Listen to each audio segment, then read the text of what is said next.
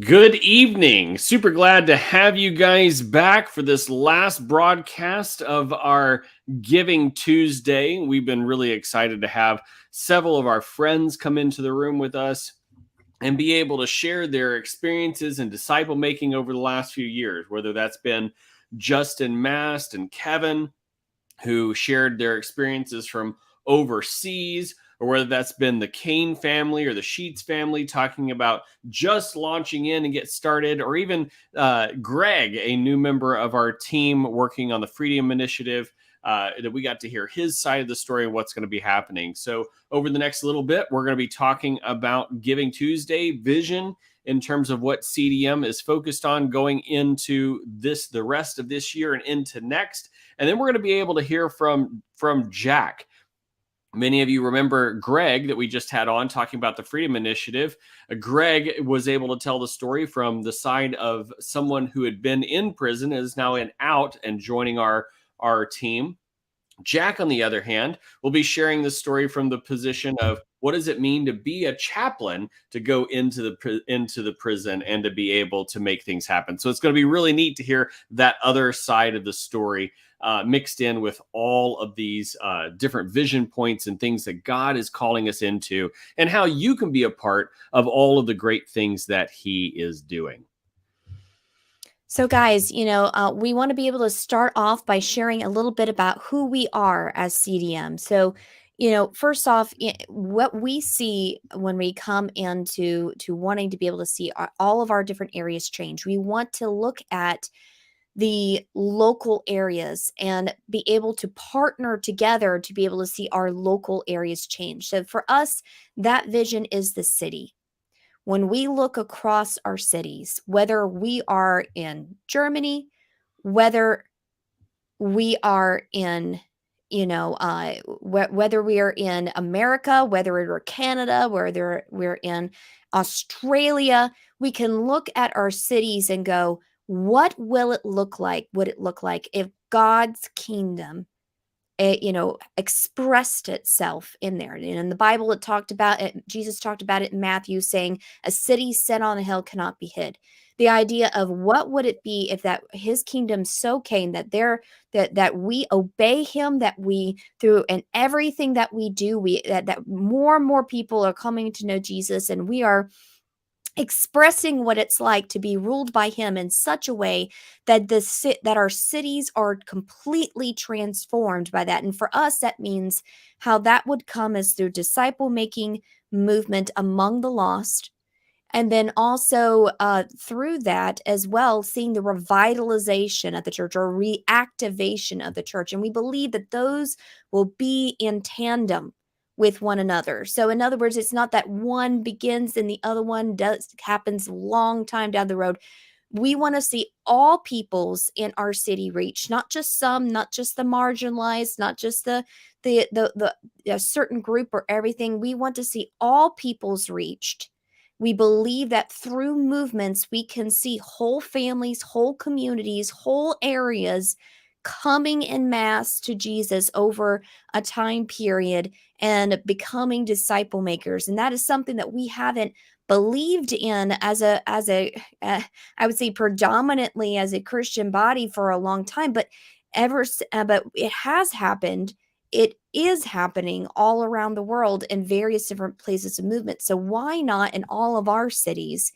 And then we know that through this, if we reactivate our local churches, if we get them to say, hey, let's be on board in this mission to be able to see this happen, and let's work together to see that happen, we can see this total transformation that will affect even the way that we do government, the way that we do business, the way that we do our schools, the way that we live our lives. It will affect every single crevice and part of what we do and how we live. And that is because of our obedience to the word, not just signing up to a creed, that we're actually becoming doers of the word and disciple makers. We tell people all the time that it's not about disciple making movements. It's not about church planting. It's not about, those kind of things. That the goal of all of those things is really to see the kingdom of God come, to see his kingdom come and his will be done on earth as it is in heaven, to obey the command to seek first his kingdom and his righteousness, and all these things will be added unto you. To see all of the parables of the kingdom come alive and and live within the promises of those, but specifically to see three of them, that we want to see that people recognize, first of all, that the kingdom of heaven is worth everything, that it's worth sacrificing everything for. It's worth making space in our busy lives. It's reflected in the kingdom parable, the pearl of great price, and that people are willing to make room, believers in particular, are willing to make room to actually pursue and to see that it's worth making happen. That number two, the kingdom of heaven is like the mustard seed, which starts off very small, but then grows to be a shelter. And it's big enough that everyone can find a home inside the kingdom of God. And so we want to make sure that everything that we're doing, that every single believer sees their role and understands their role. And people who are not followers of Christ are looking in going, oh, wow, I see how I fit in the role that I can play and how I'm included inside the kingdom of God. And then thirdly, the idea of the good leaven of the kingdom of God, that as it is kneaded in this kingdom leaven, that it permeates and affects every aspect of our society. Rebecca and I have read through the Old Testament. We read through the Old Testament at least once, if not sometimes twice a year. And one of the things that we read in the book of Kings and of Chronicles are those statements where it says, and this king, whomever it was a good king who walked in the path of his father David and did all the things that David did, which that's great. We want to hear that saying. But then there's some of those kings, it's like, but they did not remove the Asherah poles and the high places and the altars to Baal during their time, and these things still led the people of Israel astray. So what we want to make sure is that as an organization, that we're not just another good Christian organization, another good Christian organization that helps people become who they can be in God, but that our purpose as an organization is to see God's kingdom come and his will be done as we fulfill Ephesians 4, to equip the saints to do the work of the ministry, to obey the Great Commission and the Great Commandments, to make disciples, to love God with all their heart, soul, mind, and strength, to love their neighbors as themselves. As they do each of those things, then we will begin to see the kingdom of God come, and we won't stop with our churches getting bigger or movement happening, but that the sign to stop is when all of those things which are evil, that are destroying the people that God created, are driven out and God's rule and reign is established. And that's kind of the goal of what we're looking for. So we're talking about the end of abortion clinics in our cities. We're talking about the end of gambling. We're talking about the end of all these things that continually lead God's people astray. So, how are we going to be able to do all this? Well, first off, guys, we believe that change happens as we daily and weekly do simple things, or maybe sometimes, I guess, not so simple things, but we daily and weekly work to make a difference and to reach those who don't know Jesus. And so, that's why we work to plant disciple-making communities and teams in each of these cities. Again, whether you're in Germany or whether you're in America, or whether you're in Canada, where you are, we're trying to plant these communities that weekly come together and say, how can we be able to reach the lost and make the difference a difference together? We'll talk more about that in the future. But ultimately in CDM, what we do is we do three things. One, we catalyze movement through coaching and training. And so what we do is we come alongside people and we help them be able to know how to do disciple making, how to raise prayer, how to be able to create communities that work together. We walk alongside people and help them to be able to know how to be able to do these particular things. And so we actively try to integrate with organizations and churches to help them be able to know how to make the change, how to be able to equip their people in those things. And so we do this on an ongoing basis. The second thing that we do is we build community, or communities, as you might say. So we have the local ones, like we said, with DMCs. We have then the regional ones that we do with area hubs, and then we have the communities that we have as the global one with CDM. And so through these different communities, we're partnering people together in order to see that happen. We're working together to be able to do that. And we're all about trying to practically see that happen. I used to be about, when I first started in trying to mobilize Christians to be able to do disciple making, I was, or to really just make any difference in the Great Commission, Great Commandment. I started like everyone else did, in the sense of that I started by doing the rallies and the weekend trainings and even some classes, and all the events, that was, and that excited people, and maybe even for a short period of time during a class, got them doing things for a short period of time. But as soon as it was done, boom, everything was back to life as normal. But the thing is that because of that, we started creating communities of people that actively work together to see this happen in a regular basis, so that we're not just coming together every once in a while saying, we wish we did this, and we wish we worked together, and clap you on the back, good job, whatever you did, and move on. We're actively working together to create that. So we'll be talking about later today how we're creating church hubs, area hubs, disciple making communities in order to be able to see that happen. And the last, third way that we do this is through production, through communication, as we say. So if you have not yet downloaded our app, in our app store, there is the Contagious Disciple Making app.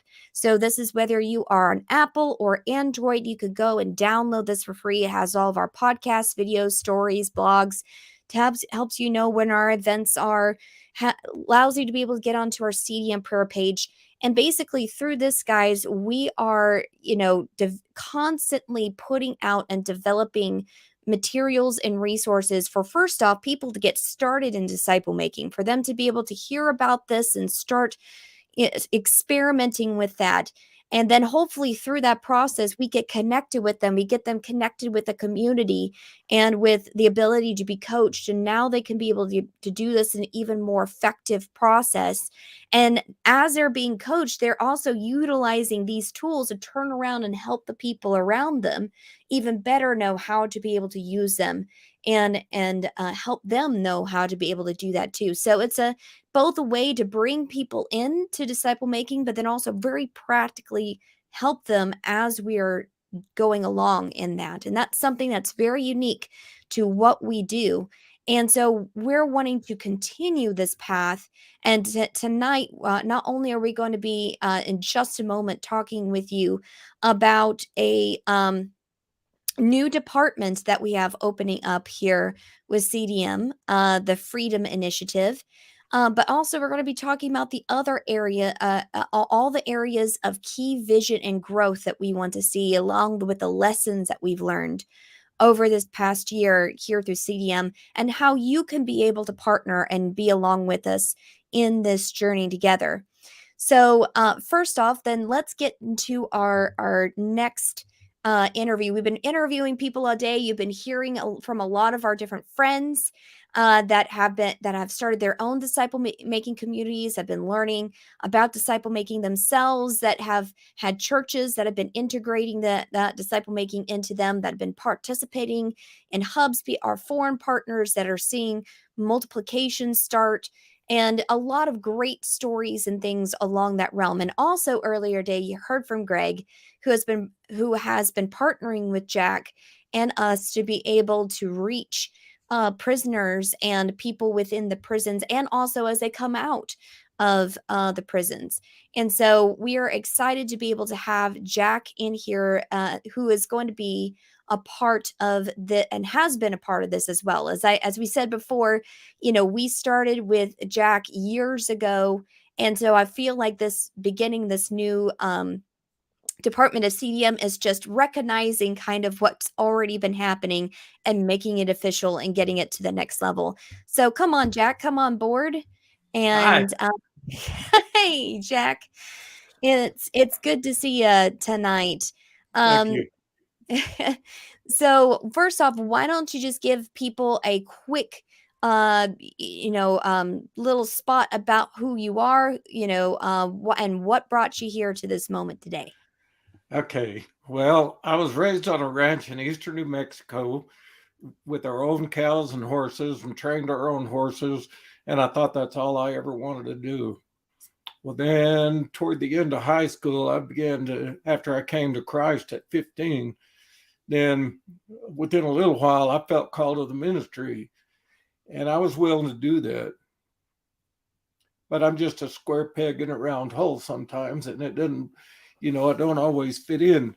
But I would like to say that I fit here. I like this. We like each other. We work well together. It's like God has brought some friends together that I can work with. We can share openly. We can banter back and forth without feeling threatened. And I like it.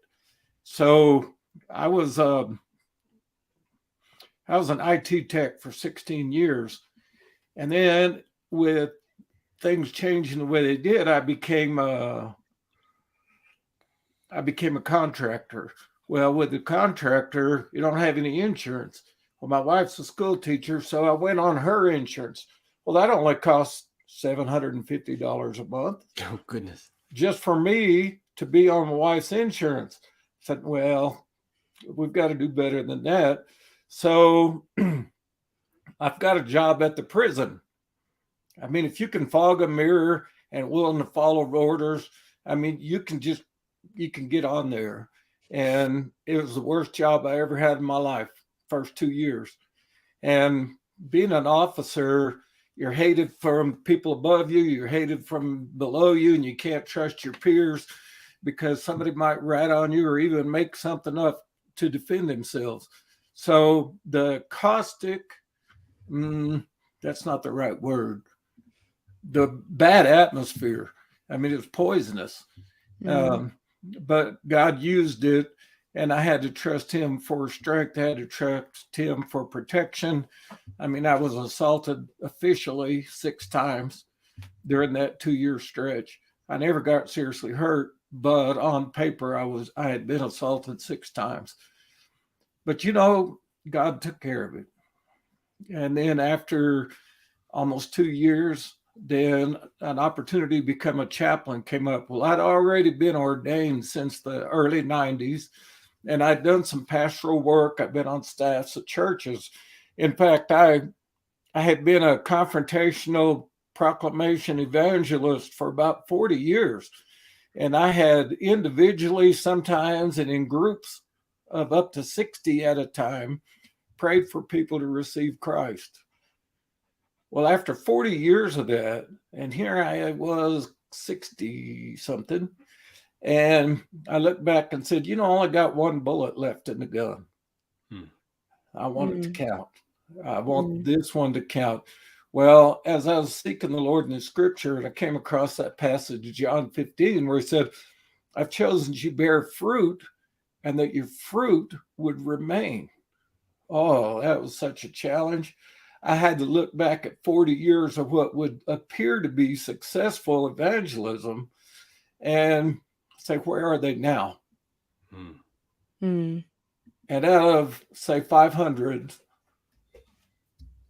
I could only count about 15 or 20 that's still hanging around. Of course, we live in a mobile, fluid society, so they move away, I move away, stuff happens, but still, I only kept in touch with, really keeping in touch still, only a handful, but I only know of people actually becoming church members and goers and what you would normally call disciples, only about 20.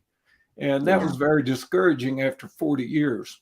Of course, some of our earliest missionaries have seen a lot less than that, and still kept going. So I could be grateful and quit, pat myself on the back and just retire and take an easy life. there's no such thing as an easy life, by the way. Growing old's not for sissies. I think that's something I've really learned from you, Jack. That you're so tough and lean in there. But I wanna just highlight what you're saying right now, because a lot of people do have a problem with when they get to that place where I'm like, I don't feel like I have the fruit that I want to see, and some choose not to lean in. Some choose not to as some would say, live life in crescendo. In other words, like, I'm gonna make this last bullet count, as you say. Most people don't do that, and instead they just want to insist, like, no, what I did was just fine and I don't need to do anything else. And I think we do that out of fear, of saying, like, maybe what I did was all useless and I just wasted life. But what I love, Jack, is that you did something different, is that you decided to make a change. Well, the definition of insanity is doing the same things and expecting different results, right? So I still think you're insane. No. Oh, definitely. I'm on the other end, though. I mean, I want to go to like collapse, and I don't plan on doing that anytime soon. So I will tell you this, just because it's kind of funny. I had to drive about an hour and 15 minutes to do a session with about 15 trainees at a prison today. And as I got into the city limits, my brain got foggy. I had to think really hard, like, where am I? I mean, I knew what I was going to do, but I was saying, I really don't recognize this intersection. I don't think it looks right. Well, I've been gone for a few years, so, things can change. But my head got really foggy and confused. And this is going to talk about prayer support. That's where I'm going. And within a few minutes, I realized I got to go. Well, typically I can control those things pretty good. Okay. And so I said, well, let me think, where's a restroom I could get into? And there was a drugstore down the street that I had done a lot of business with. So I said, I'm going to go there. I didn't make it, folks. I made such a mess of my clothes. I mean, I didn't have a spare. I don't know if it's because I'm old and foolish, but I was about ready to go out to the prison anyway, stinking. But, it's not about, and I want to go till I can't. Well, then I realized that my hygiene at that moment probably would have been prohibitive to the presentation of the gospel without distraction. So I turned around and went home. I called a buddy and said, I'm not making it. Well, then I found out tomorrow for my next two presentations, they got on lockdown. So I don't get to go there either. So, it used to be for like a year and a half, I could not get in. I couldn't get in. Maybe it was COVID. Maybe it was people at the top resisting whatever, maybe it's my offensive personality. I don't know. But they wouldn't let me in for a year and a half. Well, finally, I'm getting in, and then I can't get there. So, and first of all, I know that God is not the author of confusion. So when that hit me in the head, I said, wait a minute, this ain't God. And I was trying to be prayed up and trying to be in fellowship and filled with the Spirit, but it was weird. And then when my stomach got me, and then anyway, I just turned around and came back. But, I still had a pretty fruitful time. We did an interview that we're going to put on the radio, and did that on Zoom, and now I'm here with you guys. So anyway, Jack, you're right. Spiritual warfare is a totally real thing, and it's designed to keep us from doing the things that God has called us to do, and it attacks us in a lot of different ways. And you're not the only person that I've heard have that kind of problem when walking forward in doing what God has called them to do. So I definitely want to affirm that that was spiritual warfare, and affirm that that's what spiritual warfare does, is block us to do the kingdom stuff. As you were talking earlier, you were telling the story about being a guard in the prison, and then you talked about the opportunity as a chaplain opening up and stepping into that opportunity. And I know that you were working really hard to be a chaplain and to do everything. What led you to disciple making movements, and then to reaching out and contacting contagious disciple making? Well, before I went to the prisons, I was trying to figure out how to make this last bullet work and find out what God had to say, the new direction, because I wasn't going to do the same stuff. I want to do something different. And that's the key to this whole disciple making stuff. Anyway, somebody's got to be hungry and want to change. I was hungry and wanted to change. And I talked to a friend of mine who had done mission work in underground church. I don't want to be very specific, okay? But he had been working in the underground church, and his family had so much health issues that he had to come back for a while. Well, anyway, I was talking to him, and he said, Jack, there's this thing that they're doing in China, and it's working. And he introduced me to the book Contagious Disciple Making before it was even in print. It would come out as a sample with the promise that if you'll read this book and send a review to Amazon, we'll give you a free book, or you can have this ebook. So I made the commitment. I read it. I left a raving review. And as soon as I saw it on paperback, I got it. Well, I'd also read a couple of other books that were kind of in line with that. And at the end of these books, some of them have had to contact somebody for coaching. So I contacted everybody that I saw a name for, because I knew this was new and my old wineskins weren't going to contain this new wine. So I needed help. And then Paul called me, we talked, and next thing you know, I'm working with you guys, and I'm very, very grateful for it. So Jack, we are so glad to have met you. I remember when we first started talking with you, and the struggles of that beginning time, just again, because of all the spiritual warfare. And I even remember a specific day in which you were trying to bring together some of your first groups for Discovery Bible Study. And there was just so many things happening. And that day it finally happened. And just how Paul and I were just so filled with joy because we had been praying and mobilizing prayer for that. And we believe that was the beginning of a great thing. So let me just ask you, how has working with CDM and applying DMM principles within, your work in the prison helped you overcome barriers to reaching the men there? Well, first of all, I was in a prison with 3,500 people, and maximum security had about 500, where you just don't go walking in there. I mean, those men are dangerous. If there's a crack in the door, they'll hurt somebody. And it may be each other. It may be, while I was there, one of them took advantage of a little crevice and picked up the warden over his head and slammed him on the pavement. Wow. And I didn't see it, but I heard about it real quick. Word travels fast. Well, anyway, I didn't get to go in there very much. Okay, so I was talking to the other the other chaplain, and one of them been there quite a while. I said, who needs it the most out of all these other 3,300 guys? And he said, the medium security guys. Well, medium security guys have been in trouble in prison, because to be in that section, you have to be in trouble after you've been in trouble. And I'm not talking about recidivism and repeat offenders. I'm talking about somebody that assaulted an officer, somebody that, they just consider kind of dangerous, but not like going to kill anything that moves, but, probably violent.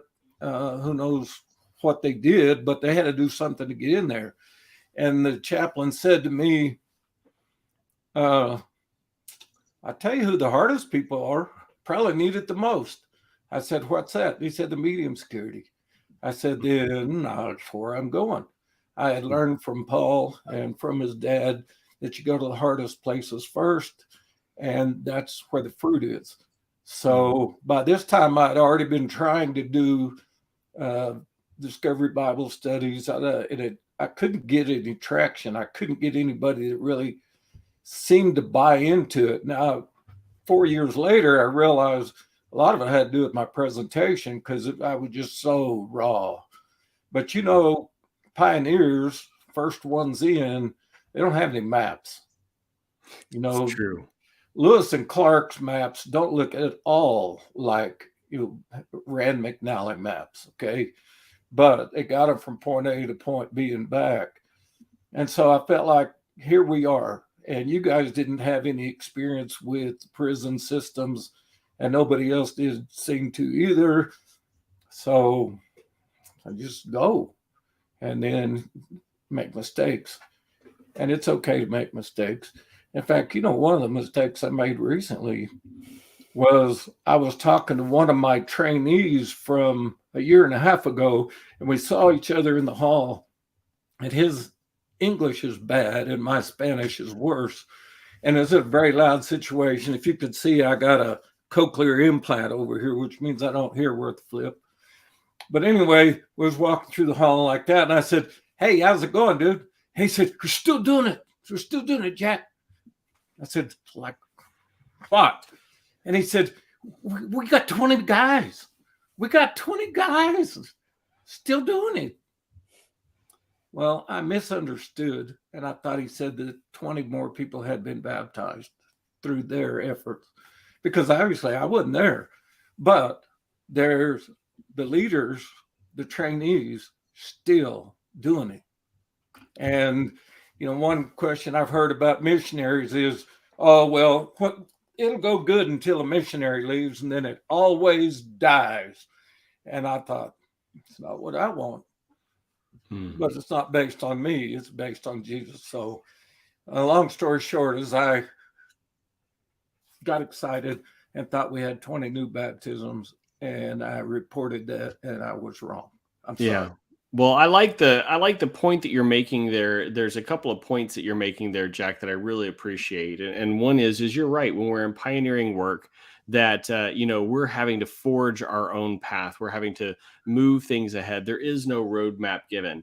But what I like also is that that you're right, that the idea of movement is that it's continuing to work. And they have 20 guys in the process of reading the Bible.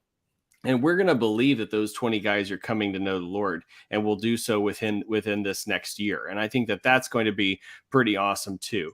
Now, Rebecca, go ahead. So I think that part of your story, as we started working together, we started with some groups of that were starting Discovery Bible Study, and that those particular ones were able to multiply, and that one of the principles that really helped during that particular time was the fact of, from the beginning, you established a DNA of the group so that if anything happens, then it can just simply multiply. And I know that was particularly important in your talk context, Matt, Jack, because of the fact that this was a higher security prison. They would mix up the prisoners every once in a while to be so that, imagine like trying to do a Discovery Bible Study in 26 weeks, but you can't guarantee that you're going to be around those people for 26 weeks. You're going to get mixed up amongst the populace. So what do? Most people would just give up, right, Jack? Most people would say, well, just, adapt to do something different. But what we talked about together, what you did, what happened was we leaned into the DMM principle, and now those actually multiplied, because whoever started their group together, if they got separated, just started with the next one. So tell us about that moment and what you were seeing during that time. Well, just before COVID hit us, we had 37 groups going. Mm-hmm. And So it went from 3 to 37. well, from none to 37. Yeah. But anyway, it went, and it took a year. Okay. Mhm. But it went from 3 to 317 guys. And I have records. I got a box full of papers where we tried to keep track of the guys and what their I will statements were and who they were with and who they were praying for. And so I tried to make documentation because some of my critics have said, well, they just lie. They just lie about all the numbers. And this guy will count him and that guy will count him. And I said, come on. So I didn't like it when Rebecca said, well, it's a new level, a new skill. You get to learn how to keep track. I hate that. But that's what coaches do, is they get us to do stuff we wouldn't do on our own. And so I didn't want to keep records. But you know what? God sent me Greg. And Greg helped me with the records. And Greg, having been a major in the Army, paperwork doesn't scare him. In fact, nothing scares him, you know. So, I mean, he's seen some really bad situations and nothing scares him. So it was a pleasure to work with him because he knew how to follow leadership as well as to take initiative when it's necessary. Anyway, God will send you people that you need. Maybe not when you think you need them, but he'll send them. So I like what you started to say there, Jack. You were talking to identify one thing that coaching helped you with. When Rebecca was like, "Okay, this is a skill set. We're going to work on it," and everything else. Can you think of another thing that coaching was able to help you with as you were working there in the prison? I need to think about that. There was a bunch of them. And a lot of those directions I didn't like at first. But I just realized that I needed coaching, and coaching meant change. Are you going to do it the way you're comfortable with? No, because that doesn't work. So what do I need to do? And you and Rebecca both talked me through it, and I was hard-headed. You know, I'm old, but I'm also not very smart. So it has to be pretty plain. And you guys worked through it to get it plain enough to where I could understand it, and I appreciate it. Well, you've done a great job, Jack, and we're super excited. Now, I remember, you being involved during COVID, and you tried to continue to work through COVID. In fact, I remember a picture that you sent me once of you helping an inmate write a letter to a family member as they had COVID, and you were in full protective garb and everything else. And so you were there for a long time. And then ultimately you decided to go ahead and to kind of retire and everything else. And there was a period of trying to figure out, okay, what do I do now that I'm not in prison, but I've got this call and everything else. And that ultimately led to Remember the Prisoner, the radio show that you have there. And could you tell us a little bit about the initial vision that you had for Remember the Prisoner and why you thought it was such an important tool?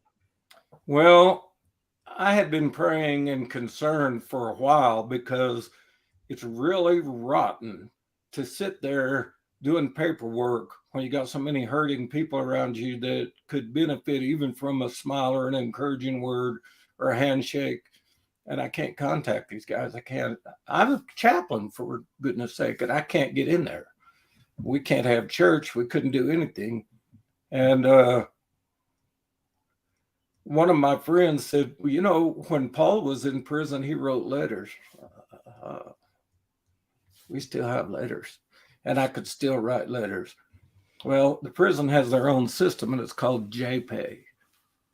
So I found out I could send these digital letters kind of to these guys, and I could sit down and I remember little stories and try and make it personal and, encouraging. And then I would also have some kind of the devotional, trying to keep DMM at the forefront and encouraging them to reach out to others that are, also hurting. And then one day, as I was praying about it, I remembered they have radios in their cells. And they love them. It's their only connection with the outside world. And when they're on that kind of lockdown, where a meal gets slid through a slot, and the only thing they get to eat comes in a brown paper bag 3 times a day. Can you imagine peanut butter and jelly, or bologna and cheese, maybe with some prunes or something like that, 3 times a day? And that's what they had. Okay. So the radio was a good release for them. And I realized, I just said, Lord, how are we going to fulfill the Great Commission if I can't even go to them? You know, we expect them to come to us. No, I was ready to go to them, go to them. But then I couldn't get there. So the radio, I remember, I started talking to some friends and casting a little vision and say, come on, let's do something for these guys. And one of the guys had some cash and he got me some airtime. And next thing you know, he got me another sponsor. That airtime cost $7.50 a month still. Okay, by the way. So, you know, if anybody wants to help, that's, you know, there's $7.50 that's going to happen. Anyway, so we did a radio program, and then I started sending JPEGs, trying to communicate. And I tried to do a lot of transcriptions so that anything we said on the air, I could send on JPEG, and those that missed the broadcast could still read it if they wanted to. Well, about the time COVID hit, a little bit after I started sending JPEGs, they scattered my trainees. I had like 25 trainees that were prepared and doing good. And a bunch of them got scattered across the state of Texas. Oh, no. Now, wait a minute. What did persecution from Nero do to the Christians in Jerusalem? Scattered them. And what happened? The gospel grew. Well, when my 25 guys, a bunch of them got scattered, guess what happens? They're doing Discovery Bible Study in other units. They got scattered into, at first, 13 and now 17 different units where my JPEGs with the, you know, CDM type materials, as well as just good devotional stuff, whatever I got an hour program I got to fill up, and it's not 62 minutes, it's 60 minutes. Okay. And so that's another level of discipline I've had to develop, because you guys aren't stomping on me saying, shut up. And anyway, so we started sending the letters out, and I've got a box of letters over here. It's about, well, you can't see my hands, but it's a file cabinet box, and it's full of letters. Okay. And when people say, oh, no, you're not doing anything, I point to those letters and say, somebody's answering. I mean, look. Right. So what I'm getting, Jack, is that you'll do the radio program, and as part of that, you have portions where you'll read prisoners' replies to prisoners there on the program, so they can hear their name being spoken out, and which means a lot to them that someone is just paying attention to what they're saying.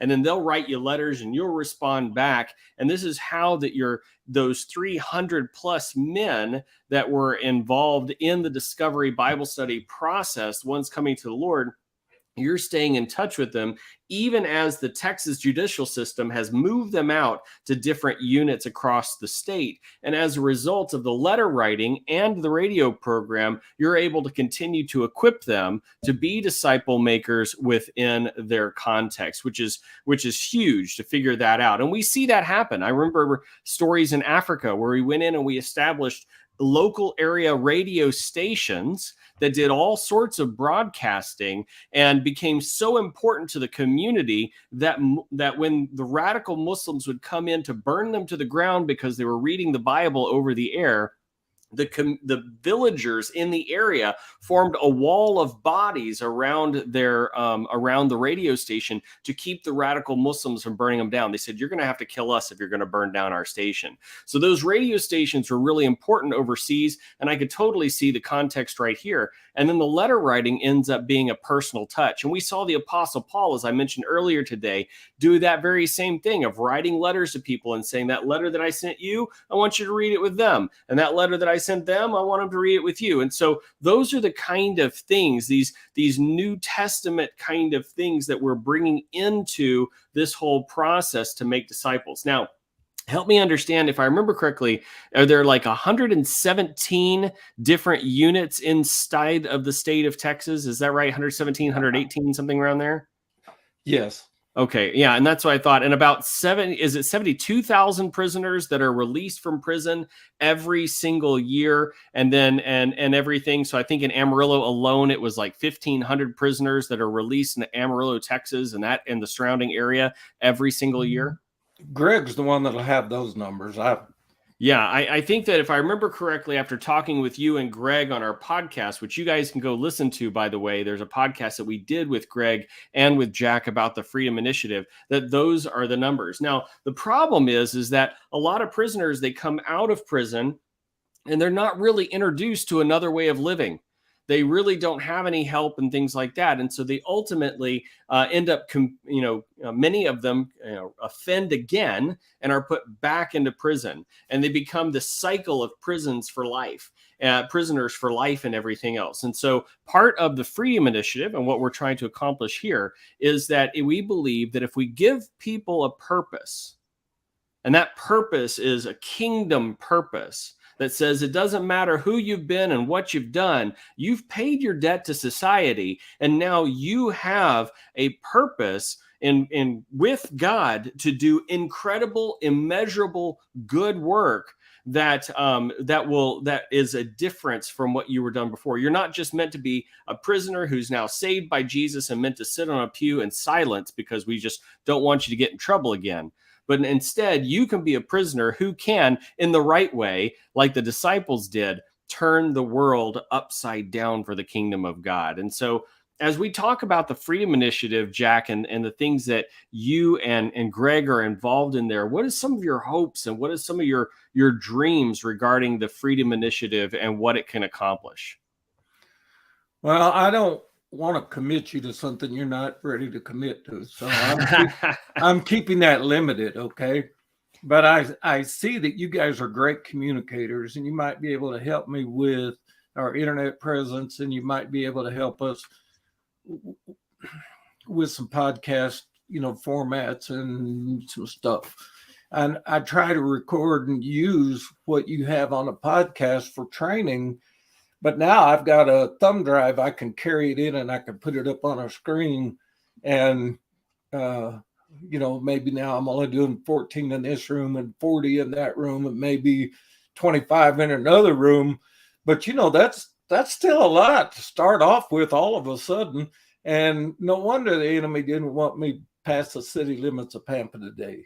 So, well, let me tell you. I'm not going to give the devil credit for nothing. I mean, let me tell you. I'm not sure you can outvision us, Jack. And here is what I'm thinking in terms of the Freedom Initiative.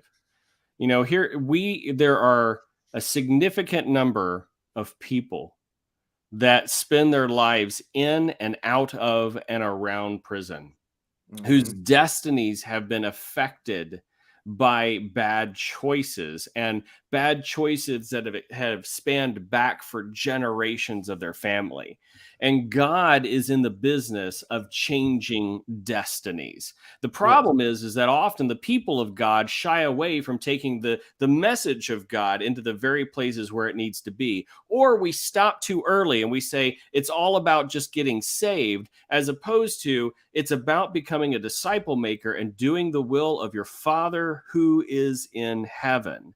And so the idea of the Freedom Initiative is we want to work with people all across the United States who are engaged in getting into the prisons And we want to work with them to apply disciple-making movements within those prisons in order to see prisoners who help prisoners who help prisoners who help prisoners come to know Christ.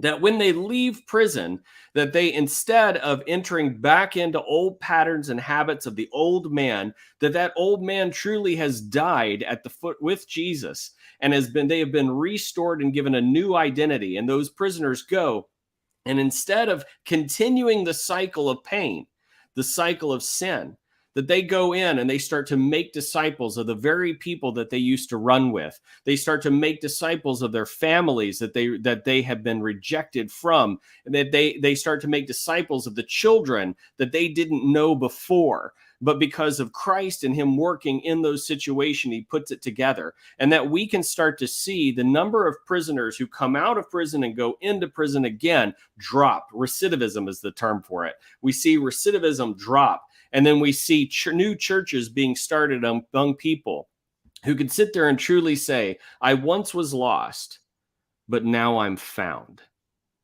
And so that's kind of the vision of contagious disciple making. I know that Rebecca started off this whole thing saying this just seems like a natural continuation of the relationship that has already been. We started coaching you years ago and in applying movement principles within one prison unit, the Clemens unit outside of Amarillo, Texas. But in reality, the things that we've learned from that process, we want to see go into every prison unit throughout the state of Texas and ultimately into other states as well. Now, I know, Jack, I've been able to make some connections with some people in California that work in the prison system. You've been able to make some connections with other prison units within the state of Texas and into Kentucky, if I remember correctly. So, yes. And then I've had at least 2, if not 3 people write me within the last 2 months saying, hey, I work with prisoners and I want to be a part of making disciples within the prison system. And so the need is there. And that brings us here to this moment right now.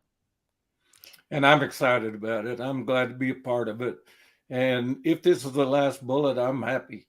There you go. It's going good. I'm not planning on it ending. We're just on the threshold. We're just, God's opening those doors of ministry, and we're just going to step through them. Yep. Jack, we don't know how many bullets you got, but we'll go to the shooting range together. But in that. But I even know some people in our community who are actively now choosing to be a part of, trying to get into prison ministry because they want to be a part of this. And everything. So, I really feel like this is just a next step and we're going to make it all together. And, guys, this is why, you who are listening out there, we want to be able to say that this is truly something we believe God is in. This is in Isaiah, and Jesus quoted in Isaiah 61 that part of the kingdom is to set the captive free. And and that is both spiritually and physically, in the sense of that he wants to be able to empower people to do his will, to be fully redeeming lives. And that's what we want to see happen. And I think between our talks with Greg earlier today about how to be able to help prisoners coming out of the system, and Jack, how we've been talking with you them within the system, we can be able to create a cohesive process to be able to help bring a lot of healing to this part of our nation, to reach people who, as you say, that as they're leaving the system, will go into all of the different areas of our society, and imagine all the different communities that they can be able to affect. Instead of just being, added back into the problem, now they're actually coming to solve the problem, to help redeem the problems that are happening in their community. And so, talking again to our viewers out there, let's lean in together and not only be a part of this, but to pray for us. Go on to our CDM prayer page, reach out and connect to us. We'd love to be able to help how to be able to pray with us for these things. And number 3, give. There are expenses that comes with this, where we need team to be able to make this happen, especially if we're going to expand this throughout Texas and the United States. Eventually, we're going to need to build this. And so, this is going to take time and effort and people. And so, help give to be able to be a part of that. Well, Jack, it has been such an honor to work with you. And then also, we can't wait to see what God is going to do in and through our team moving forward in this. And thank you for coming and sharing today. I'd like to ask, if anybody out there is good at transcriptions? Help! I'm not good, guys. It's very necessary, but I just can't seem to get it done. I'll tell you, I'm 67 years old. My left hand won't type sometimes. Okay. And my right hand is not real good at typing. So, I think that's a good thing to sit there and say, guys, is that if you want to be involved in the Freedom Initiative, whether you are already engaged in your local prisons, if you want to volunteer to help with some things, if you want to give, this is Giving Tuesday, and one of the reasons we're here right now, that the share that we're encouraging everyone to take up $100 a month share. That $100 a month ends up going in and being involved in helping us do things like the Freedom Initiative, to put the time in to coaching those insiders like Greg was, and to work with Jack and Greg and figure out how to get into new units throughout Texas and throughout the United States and Canada.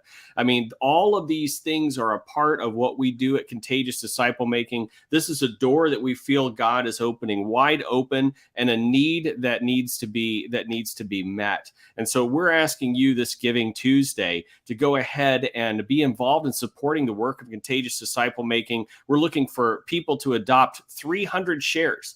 If you could do one or more shares, that would be absolutely awesome in order to be able to help us. Rebecca? Oh, thank you so much for being with us, Jack. We will talk to you soon about this. Thanks so much. Have a good All right. evening. God bless, Jack. Bye. So as Paul was saying, if you would give to 300 to if we could have 300 partners be able to join us at $100 a month, we can be able to start funding it. So as you can hear that, and we're going to be talking even more about this, God is opening so many doors. A lot of fruit is happening, and we're needing more team. We need more people to be able to help people know how to do this. And so I think our theme for next year is going to be contagious leadership, because we're just going to need to be bringing up another generation's worth of leaders to be able to help us be able to mobilize this way of reaching people who don't know Jesus in the prisons, and then also in all the other areas we're going to be talking about here in just a moment. So we need monthly supporters. Monthly supporters allow us to be able to know how much money we can, allows the budget to know who we can hire and what project we can take on. Of course, we really value single time gifts, and we're just thankful for those particular things, but it is our monthly supporters that help us be able to know how to be able to move forward in all of this. So love to be able to talk with you more about this as we go on. But guys, we're going to be talking more about how we can be able to share with you our vision and CDM. We're going to take a quick break to show you our prayer vision because we're about ready to talk about how prayer fits in to all of these things. And we want to be able to show you a bit of our vision when it comes to our 714 prayer initiative. In our postmodern, post-Christian world, we see brokenness and addiction, division and struggles for power, refugees and need. Every family has felt the effects of these things, whether around the globe or right next door. For many, in our postmodern, post-Christian world, we see brokenness and addiction, division and struggles for power, refugees and need. Every family has felt the effects of these things, whether around the globe or right next door. For many, the church is no longer the place where they look to find answers to life's deepest questions and needs. But Jesus commands us to bring the solution to them.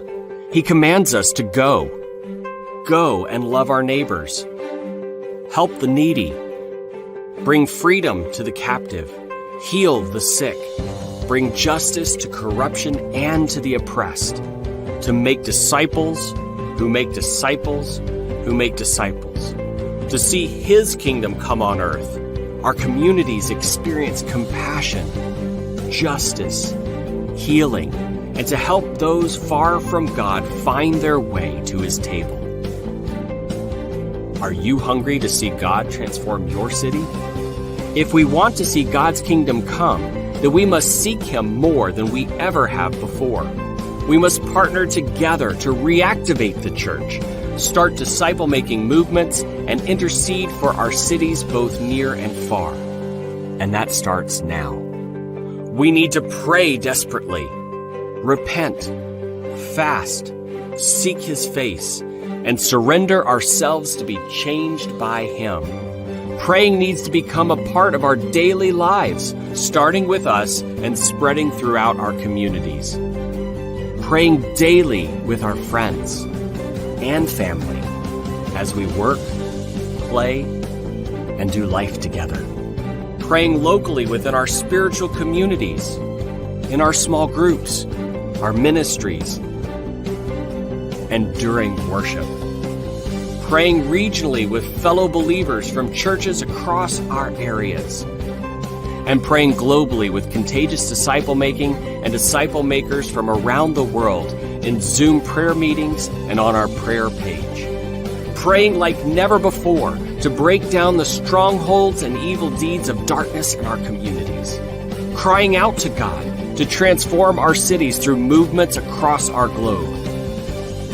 We at CDM are calling on you to recruit your churches and friends to help build this growing global prayer movement. How can you get started? First, download the Contagious Disciple Making app to find out more about prayer events near you. And join our community on the CDM prayer page, where we can share and pray with each other daily for our ongoing Great Commission and Great Commandment efforts. Celebrate with other believers and pray live on Zoom in CDM's weekly online prayer gatherings. And finally, email us so that we can connect and work together to mobilize your community to be part of this movement too.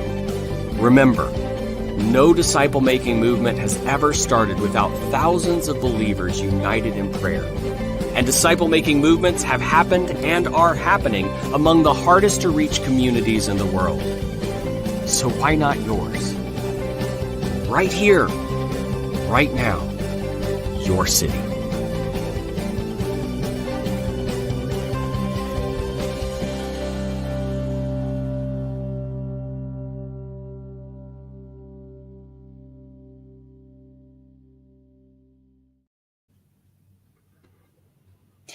So guys, as you can see inside of the video that we just had there, that we really want you to be able to join us and be able to raise prayer. One of the things that we really had the lesson with over this past year is just the level of spiritual warfare that there is in trying to even mobilize disciple making here in the States. I think that it's a really big mistake that where people think that United States is just a place where this is home base, the real field is out there in the world. And don't get me wrong, the field is definitely, needed out there, in the other areas of the world, and it's difficult and hard. But we have come to the place where there are principalities and powers that have taken strongholds inside of our nation and that are fighting pretty hard. Paul, if you remember this past year, we, as we sought to try to mobilize people and for instance, in San Diego, how many of the people were experiencing extreme physical attack, upon them? Yeah. And, it's interesting that you bring that up, Rebecca. You're right. Physical attack is a huge thing. We've seen people who have had, get diagnosed with cancer.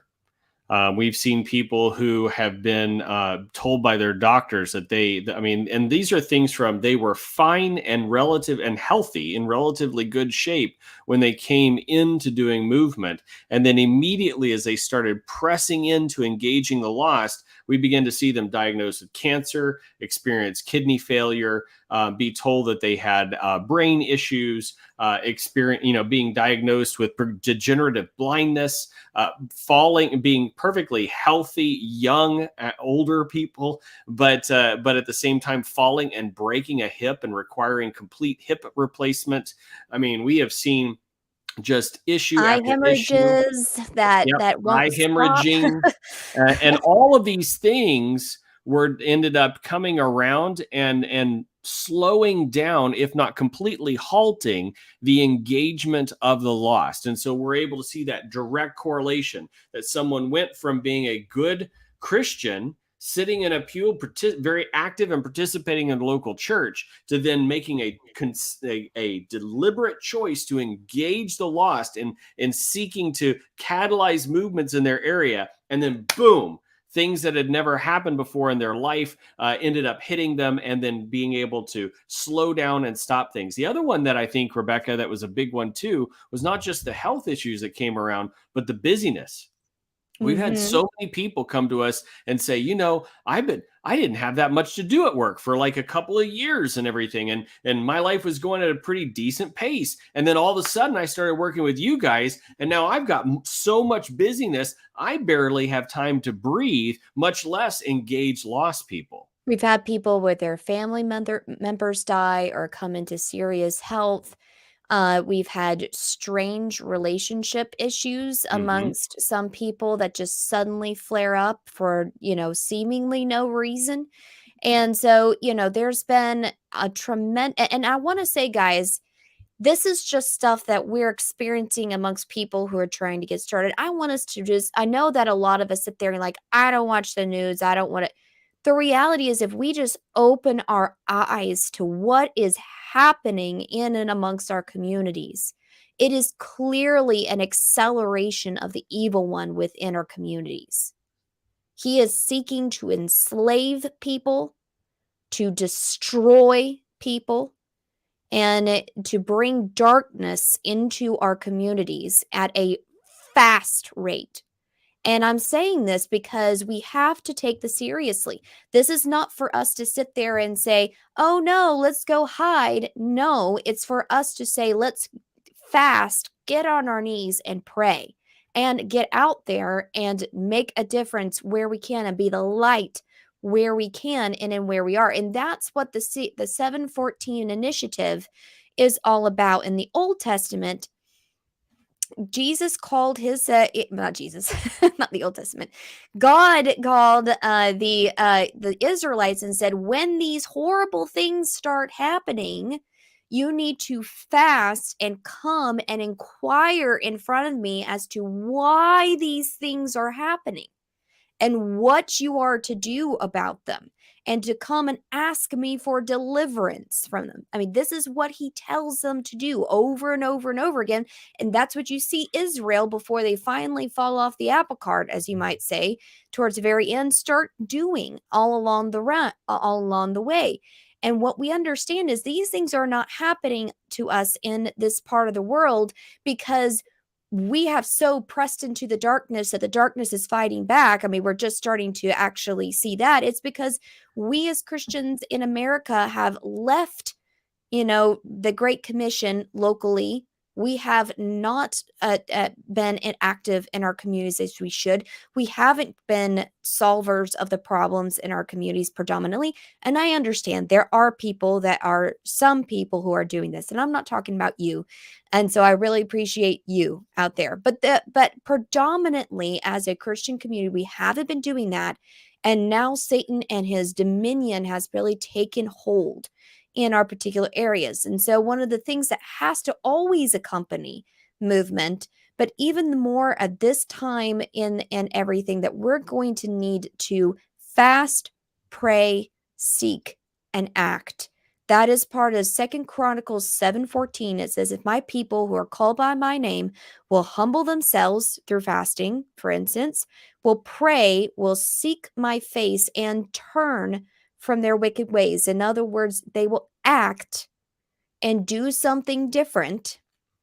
Then I will hear from heaven, forgive their sin, and heal their land. And a lot of times it's that fourth one, especially, which is turn from their wicked ways, to turn and to act and to be a part of his great commission again.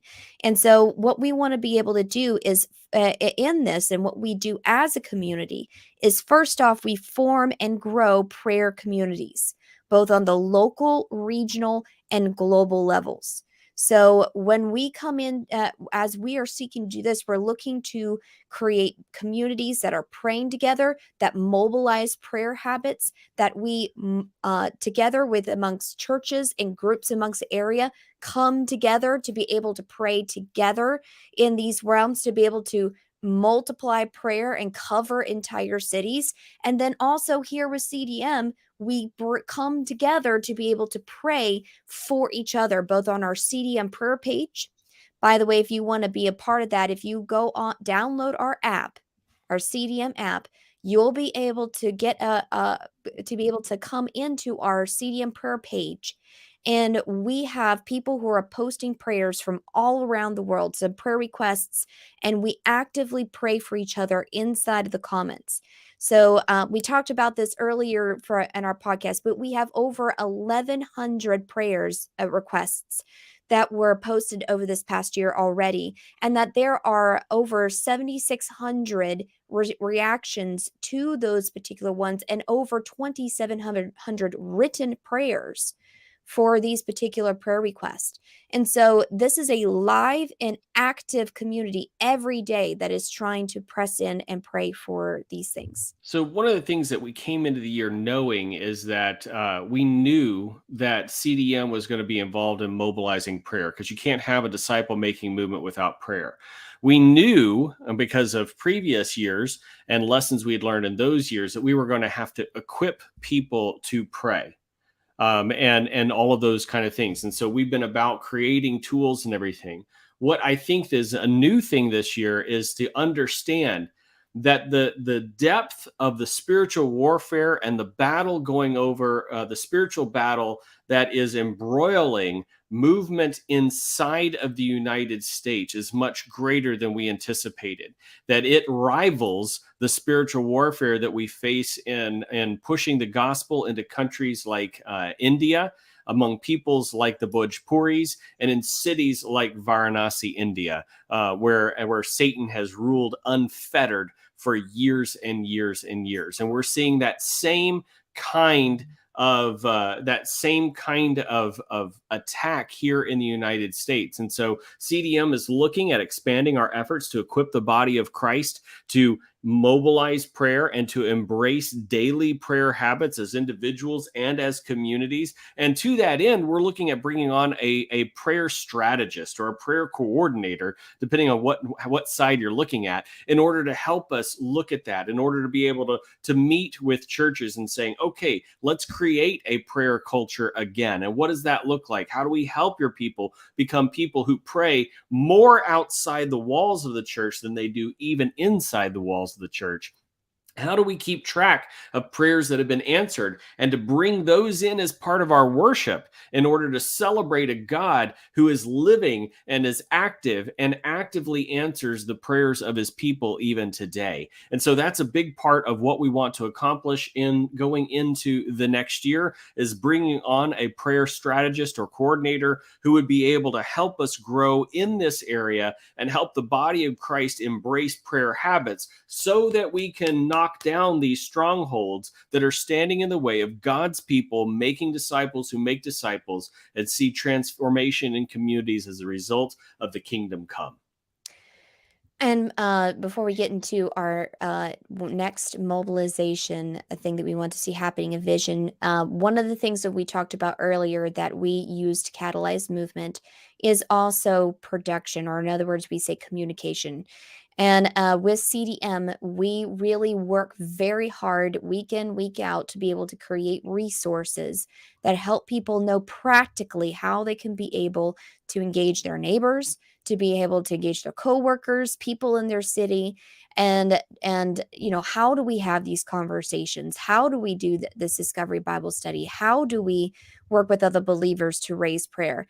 And we create these things. So one of the things that we started last year was our app, our contagious disciple making app, that actually was able to house the library of various different podcasts and things that we do in there. And so this year, about August, was our first year anniversary for the app. And, Paul, I know you absolutely love telling about the numbers for those particular things, but, we're seeing a growing number of people who are downloading our app and are using the app on a regular basis. Yeah, and just a year since we've launched the app, a little over a year since we launched the app, we've had 3,015 downloads of the app, and we're pushing about anywhere between 1,500 to starting to get closer to 2,000 people who are actively using the app every single month.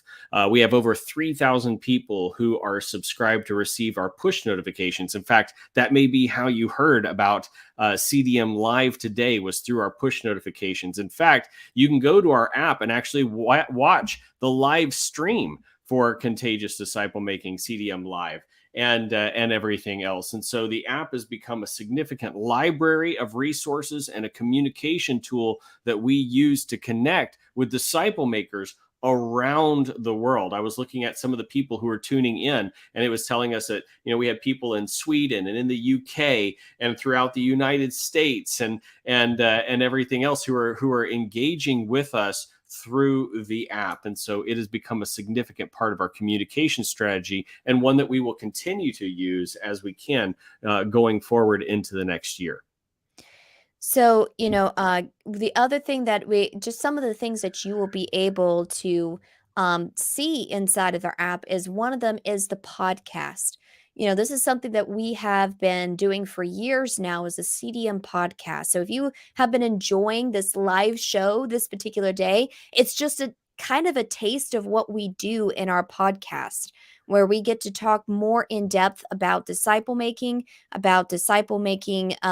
stories about what's happening in our community, vision for the future, very practical tips and everything in that. So you can be able to access that through our app.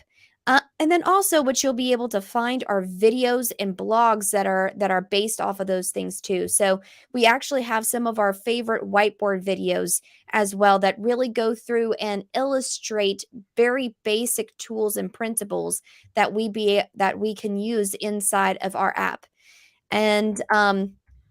And so we are, wanting to, we've used these and we've created these so that people can share them with their friends and help them to be able to know what is a disciple making community, what is a conversation quadrant, what is a prayer calendar, and they can be able to have those to pass on to other people, and you can as well in there.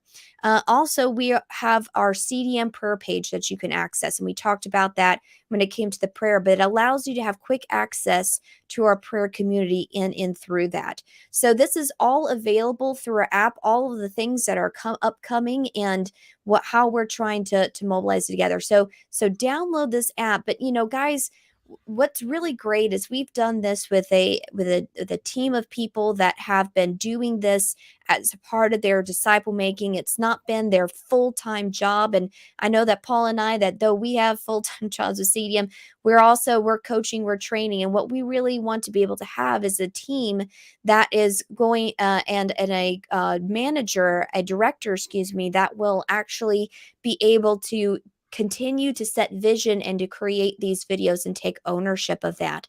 And that's part of one of the reasons why we need more partners coming into this next year. We want to be able to have that position filled. And so as a part of Giving Tuesday, we're asking you to be able to give we're looking for 300 partners to be able to give $100 per month to help us be able to bring on this other team member in what we're wanting to see happen. So, like I said, when it comes to our production, it affects so many people. I mean, we have over 3,000 people who have downloaded this app, and even more who see our different tools that have a downloader app, and they're just finding them on YouTube and things like that. And so, in fact, our disciple making community whiteboard, excuse me, our Discovery Bible Study whiteboard video is #1 inside of YouTube when you search for Discovery Bible Study. And so we're want to be able to continue that all the much more with a more dedicated a more dedicated force to be able to put behind it. We're so thankful for the team that we have, and that we want to be able to bring more into this to develop this wing and this department of CDM even more. And a friend of ours, Edion Rodriguez, is joining us from the Dominican Republic, and he's been commenting on our Facebook page as we've been doing this live broadcast. And we love working with Edion and seeing how he's applying movement principles there. And he was just saying that he downloaded the app, and he said something that that I have seen already and heard many times, is that we need a Spanish version. And you're absolutely right, Edion. We need to have we have volunteers around the world who are doing their best to try to translate different things and get them to us as possible. But we would love to be able to eventually have an entire Spanish team that would be able to come in and be able to develop resources and make them available for the growing number of Spanish-speaking peoples that are leaning into movement, whether that's in Honduras or Costa Rica or Nicaragua or Dominican Republic, wherever they may be. We want to be able to give them the resources they need to move forward. And so you're right. We need we need that coordinator who can come in and go, all right, what's it going to take? How are we going to make that happen? How are we going to build the partnerships necessary to be able to resource the various languages of the people who are trying to implement movement principles around the world? Speaking of the various languages of people who are trying to implement movements around the world, we are actually in the beginning steps, we believe, of developing a hub in Germany. That's right. We have over this past year a friend, Thomas and Hannah, and also Esther, their friend as well, that have started taking our class. Was it in spring or was it last year? They just I think Oh, it may be. goodness. I think it But it was was not too long ago. it was not too long ago. Not too long ago, they took our class, and they got started, and they were really intent upon bringing other people along on this, and they've been able to do so, and that has grown to where their disciple-making community is now spawning other disciple-making communities in throughout the area. And so this is one of the benefits of our class that we have, that we do, and you can be a part of this class. You can take this class. It's the philosophy and strategies of disciple-making movement. And while this is, and we it provides a great basis for the coaching and partnership that we have with people. And if you we so we can go ahead and receive applications for the spring semester. We'll probably get started the first week of February and go for 12, 13 weeks, being able to learn about this. And that's part of the benefit that we've had in meeting with partners like Thomas. But Thomas and Hannah, like I said, since then, after they took the class, they didn't stop there. We kept on coaching with them, and now they're becoming partners in being able to see a hub in Germany form. And now that's also make it to where we need help in translating things into German, and and be able to develop those there. So we're so excited about that. As we're speaking about places that we're growing into, I mean, we've got a emerging team coming out of Croatia with Valentina and Tatiana, who are in the process and have taken our course, or in the process of taking our course and applying these principles. And we've seen them grow in engaging the lost and things like that. And we're wanting to see a team emerge and be established there in Croatia. And so we're just seeing a lot of places that God is opening up the doors as people are coming to us saying, we've heard about what you're doing. We've seen the resources that you're developing online. We watched the videos that you put out on YouTube, and we want to see that kind of thing happen right here in our country. Can you help? And so we've started doing coaching with them to be able to figure that out. But you guys can already see the need. You can see what's happening here. As God opens these doors and we step through these doors, then that creates opportunities that need to be resourced, that need to be met in equipping the body of Christ to do the work of the ministry. Whether that's in prison, and we're trying to figure out what that looks like and equip those disciple makers there in prison, or whether that's in Germany or Croatia or the Dominican Republic or anywhere else that God is opening those doors. We need your help to be able to connect those people with the resources they need, not just in English. And we're grateful that many people know English, but also in their heart language, because that will enable the message to, and the resources, the equipping to travel faster and to equip the people more in a more strong fashion moving forward. So the next thing that we do with CDM is to create communities. We That's create right. communities that mobilize people to make disciples, and we do it in technically 4 different levels. The first level is the disciple making community, and that is the most local and personal one. We talked about a lot about that today. We interviewed some people about that earlier when it came to people who are starting their own disciple making communities, who are working to be able to raise prayer for their communities, do work for their cities, and start discovery groups among the lost. And they do so by coming together, not just saying, hey, we like this idea, we like the theory about it. Is saying, no, they actually use tools to pray and to mobilize prayer. They use tools like the Discovery Bible Study to be able to work on personal obedience, but then also in being able to help their communities. And also with the conversation quadrants is the third tool, and engagement planning, to help them figure out how can we be able to develop relationships with people in and throughout life and in and throughout our communities that can lead to starting discovery groups with them. And so we have seen that if we want to be able to get people actually started in doing disciple making, we have to get it into our daily, weekly lives. And this is how we do it. We create smaller communities that say, how are we going to do that this week? And we talked about that earlier. But, guys, what we want to be able to do is say the next level in that is we want to be able to help churches be able to do this as a church. So again, this is something that is very unique to CDM. That's right. There's a lot of people in different movement organizations that can sometimes have kind of an attitude that the church is an obstacle to movement, and if they are relating to a church, it's relating to the church for finances, relating to church perhaps for prayer, or relating to a church hoping that they'll release what they might call radicals to be able to engage in disciple making principles. But contagious disciple making, when we were starting off and I was talking to God about what he wanted us to do as an organization, he told me very clearly that I want you to work with the established local churches to see my kingdom come, to see movement happen in the United States, because I planted those churches here and I want to see them a part of that. And we actually believe that the revitalization of the church will come as as more and more of their people see making disciples and living out the Great Commission and the Great Commandments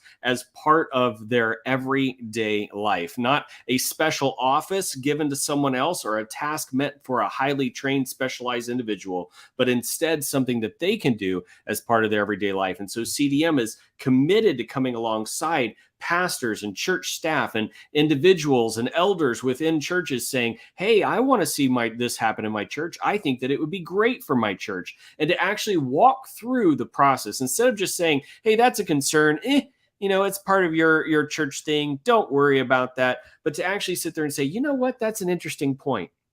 Let's talk about that. Let's figure out what that looks like. And let's wrestle with that because we think that it's important. And so in CDM, pastors and church leaders are finding a partner in helping them see movement happen within their context and see and experience the benefits of leaning into disciple making. So when we come to one of the things that we have been able to see over this past year of working with various individuals and helping them be able to make disciples and start telling other people about that and start mobilizing people. We now have pastors, even more pastors coming to us saying, we like what has happened in this person's life and we want the other people in our church to become like this person. How do we do Mhm. that? And, you know, that which we're like, yay, that is exactly what we're saying, is that people in our churches we don't have to have, this is not just something for a few radicals to do. And I think that's what a lot of people try to make DMM into being, that there's just a few radicals who are going to do DMM. But really, we see that DMM is something that unites everything, that disciple making is simple enough that anybody can do it, and that it can be done by anybody anywhere, whether you're engaging your neighbor, your coworker, whether you're actually trying to engage in a particular issue like with refugees or foster care kids or whatever it is, or maybe as you're going and integrating into government or trying to really reach into cross-cultural areas, whatever it is something that can apply to anything and everybody. And so, how can we as a church shift what we're doing in order to be able to make this a core value of what we do as a church, as all of our members going out there and doing this together? And so, if we can have our churches as the key mission is to equip the people to go out and disciple people who will make disciples, who will make disciples, then we're going to be able to see that revitalization of the church that we've always wanted. So that is the church level. The third level is an area hub. Mhm. Now, this is where we look at a city and say we want to create, first off, a team, but then really an overall network and partnerships amongst churches, organizations, and individuals that are working to do three things. Number one, to mobilize prayer for the entire region and city. And this is, again, something that we talked a bit about when it comes to prayer, but there's a whole process to that. We have people that we're talking with that already has gotten started with creating what they call prayer canopies amongst the various different churches that they're involved with. But it's also about getting just the average Christian praying in and throughout life, wherever they are with the people around them. It means that we are creating communications where we're praying for, against, and for things in our particular cities, Great Commission, Great Commandment. And then when a crisis comes, because we've developed these relationships, bam, we can come together to be able to fast and pray as a citywide, community together in this. So first of all, mobilized prayer. The second thing that we get inside an area hub that they can work together is in a shared sense of doing good works. So one of the projects that we're currently working with is some of our partners inside of San Diego is on this idea of the journey of hope. And that's bringing together various different organizations and churches to say, instead of having, 50 different refugee outreaches, let's try to create a comprehensive process to where we help them when they first come, and then together we engage them and help them develop relationship with them, start discovery groups amongst them, and see them come to know Jesus. And right now we are in the middle of creating that process, and also seeing the beginning engagements of some of the people in and throughout these refugees. And we know that as we create this process, it's not just something that people in San Diego can do. This is something in all the various different areas and spaces around the US can be able to employ to see that happen, and any area hub can be able to work together to see happen. And then lastly, the third thing that an area hub can do primarily is to have shared areas of engagement. So, like for instance, if you have a public school, there's probably multiple churches from various different areas and all around that area, excuse me, that have people coming and engaging that public school, or maybe even just investing their tax dollars into that school. So parents, teachers, school board members, maybe some of them, there's all these people that are involved that in there. And what if we band together with various different churches to say, let's really adopt this school and try to do good for the school, put people on the school board and all the committees to be active in getting to know the families of this, and be able to try to disciple this entire silo into coming to know Jesus, and and being a school that can help these particular kids. So what that requires of Paul and I is that for us to go in and to seek partners that will be dedicated to seeing movement happen, but then also to creating partnerships amongst people in a healthy way to be able to move towards these goals together. And so that's a lot of networking, a lot of strategy talk, a lot of practical things that go into that. And it takes a lot of trips in order to be able to do this too, but we know that this is going to be powerful to see our cities transform. Generally speaking, when I go into an area that we've already been working with multiple groups inside of that area and doing as much as we can via Zoom and coaching and training and class and everything, when it gets to the point that I need to make a trip in order to start bringing those pieces together, I'm going to spend anywhere between 5 days, usually about 5 days on average, there in the area, and that my meetings will begin at breakfast and go until way after dinner for each of those 5 days. In fact, those of you who saw Michael Dorsett on on one of our first calls this morning, Michael went with me on one of those trips, and he said, "Man, I'm more tired after this trip than I have been on any other mission trip I've ever been on, and I've been on a lot of mission trips, and we did manual labor in those mission trips." And so that kind of meeting together and working through the various issues and talking with people and addressing their questions and addressing the concerns and coming up with actionable next steps. We're not just talking about people who got together and had pie in the sky dreams, but actually at the end of each meeting saying, okay, how do we take the conversations that we just had and actually begin to implement those here locally so that they have tangible results, that they help move that football down the field towards the end zone of a disciple making movement or the next step or whatever it may be. So there's a lot of work that goes into that and a lot of time as well.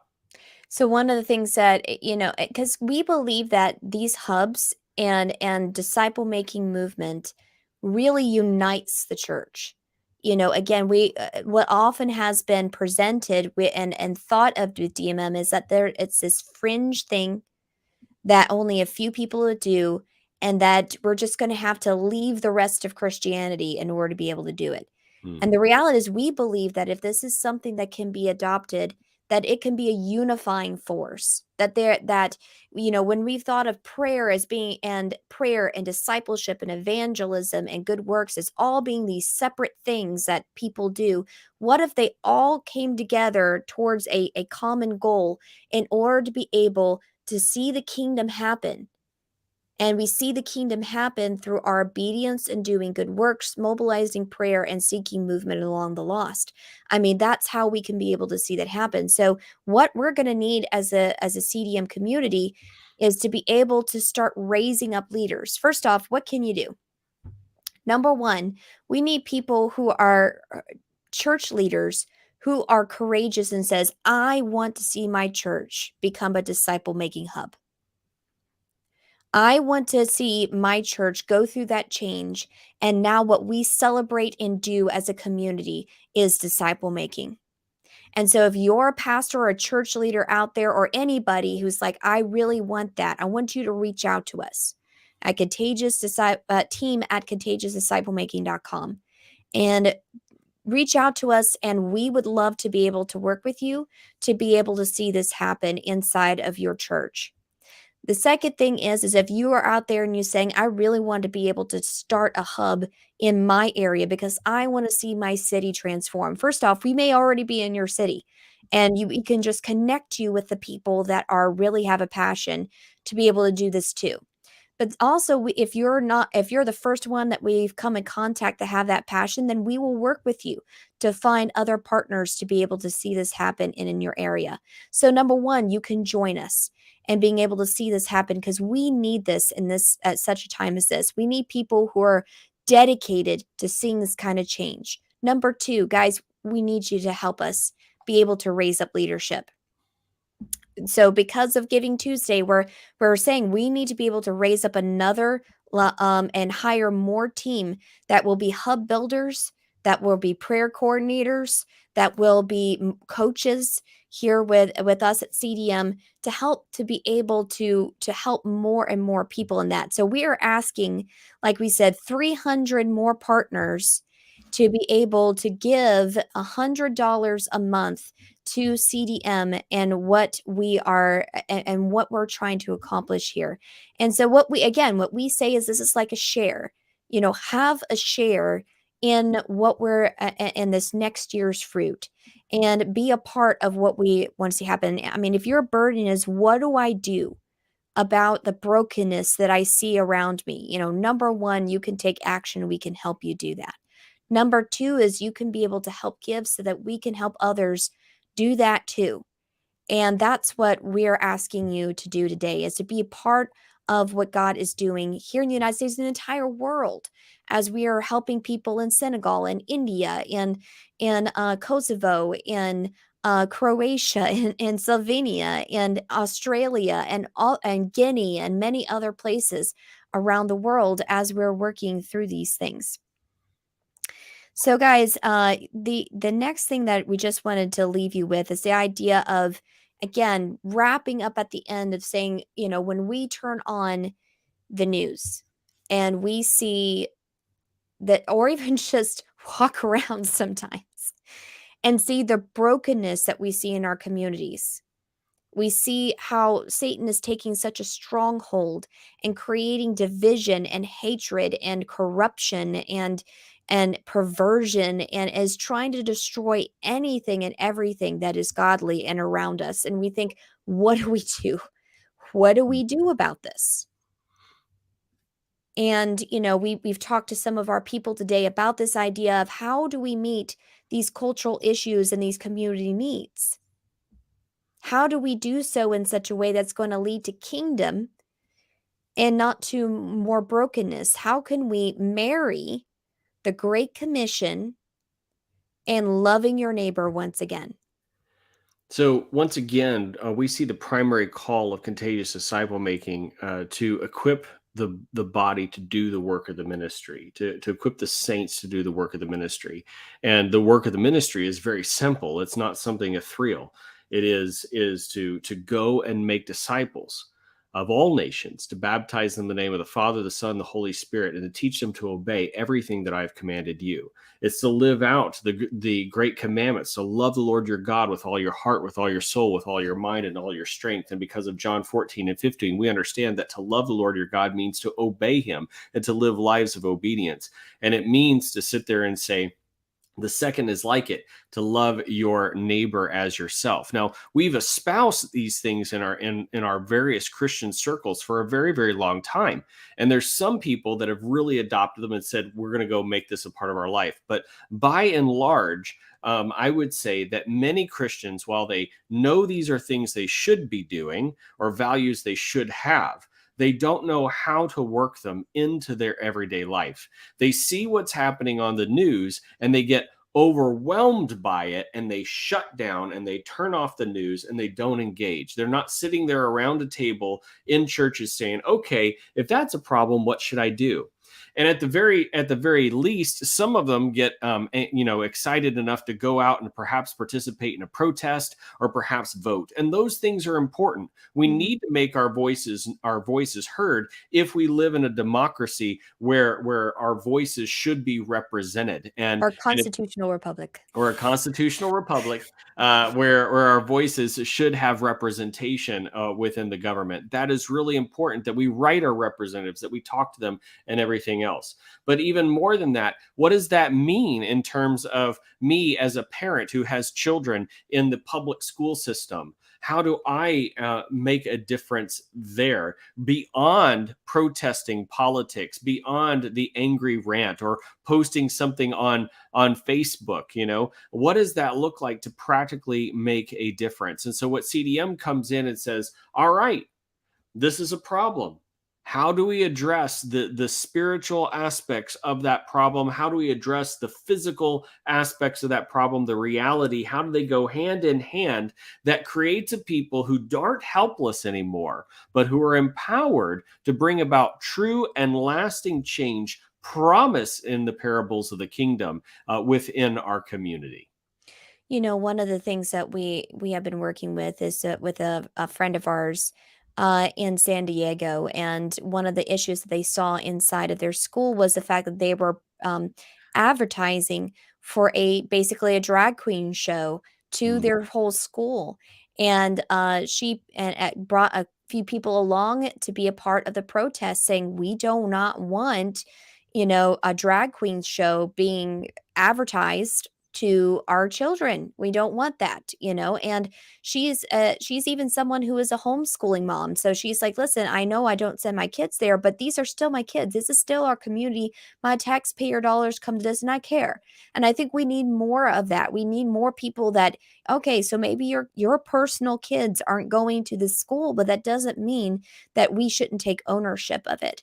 And so after that particular instance, the question was, what do we do next?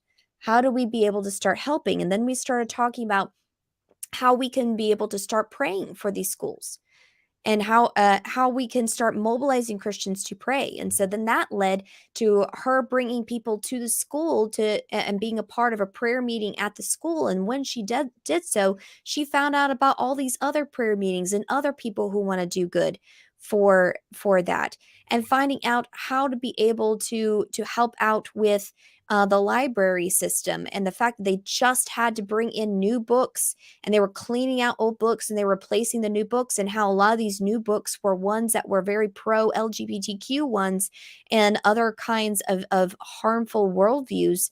And so what do we do about that? And we're starting to have conversations about how that is, but all the while she's starting to get to know the other people around her, and just have conversations and to develop relationship.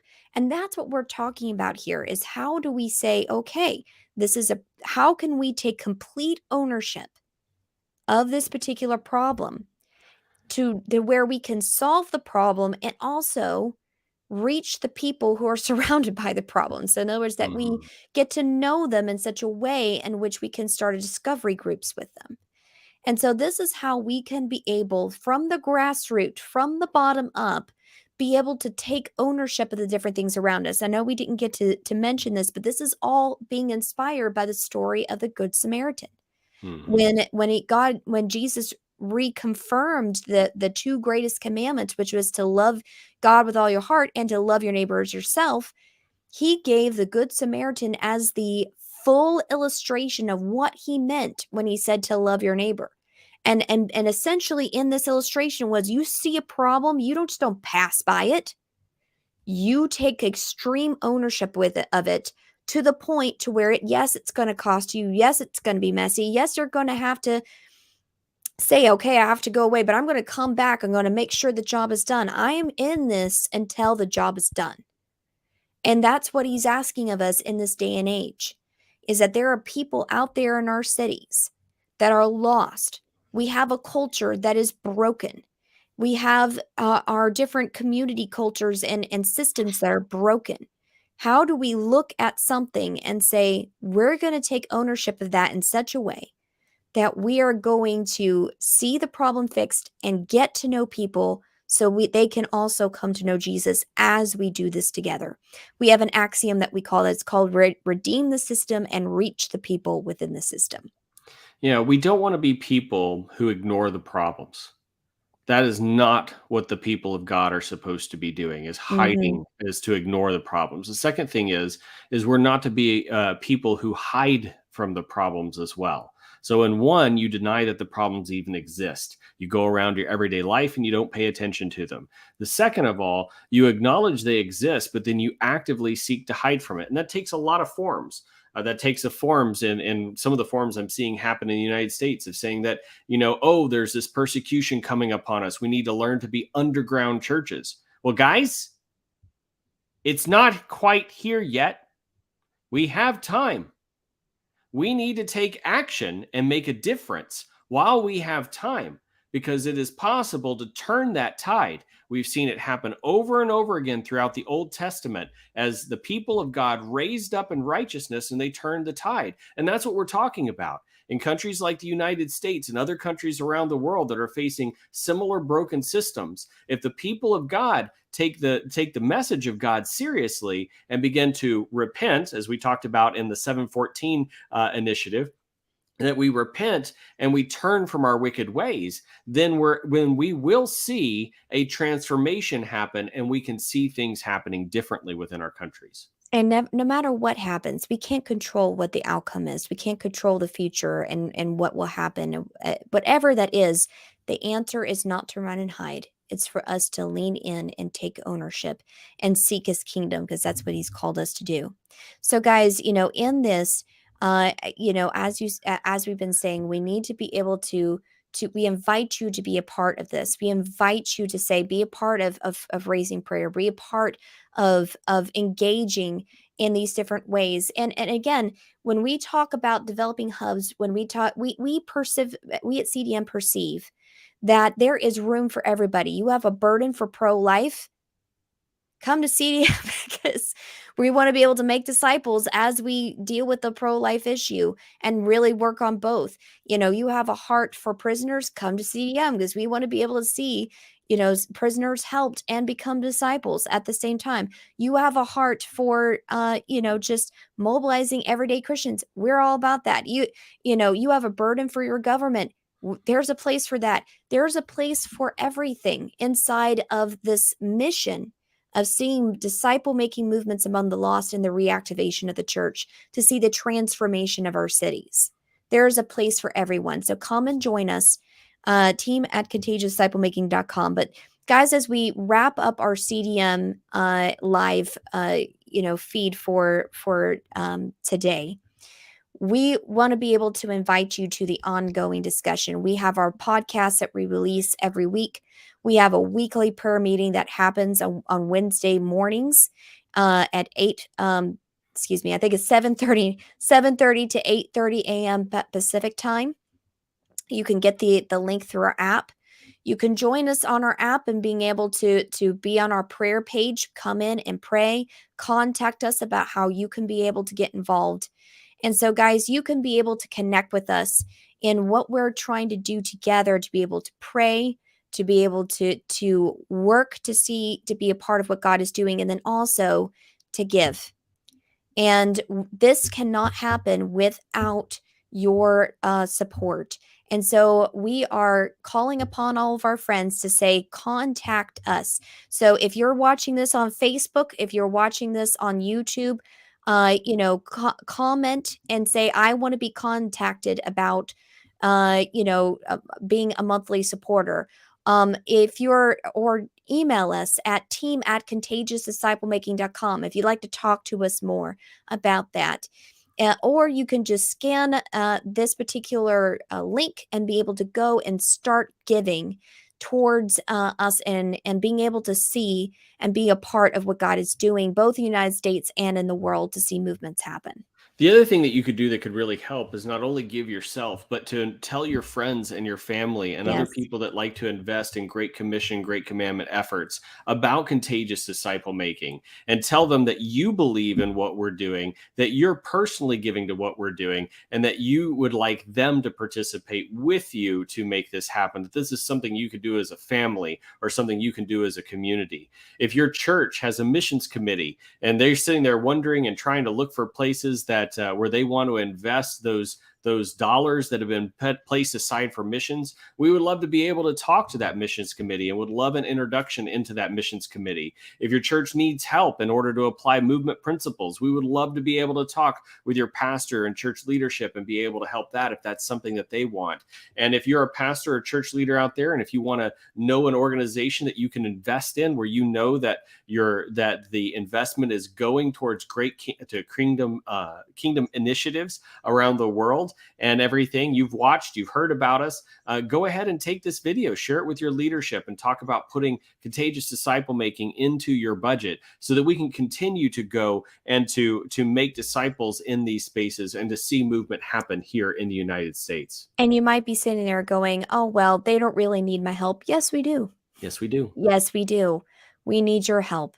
And so we would like to be able to meet more friends and do this. I kind of, when I think about this, I think this is just the way that God brings more people into investing and seeing his work happen in and throughout the world. And so this is an opportunity. This is your chance to be able to be a part of what God's doing. And we invite you to do that. This is something that Paul and I eat, sleep, and drink every single day. And so we would love to be able to have you be a part as well, and to be crazy like us and believing in movements, both in the United States and the world together. That's well, right. guys, thanks so much for joining us. You can probably continue to see the different videos after we go off here inside, posted in the different areas on our Facebook and YouTube. But again, reach out to us and we'd be happy to see you. But until next time, Go and make disciples. What are you waiting for?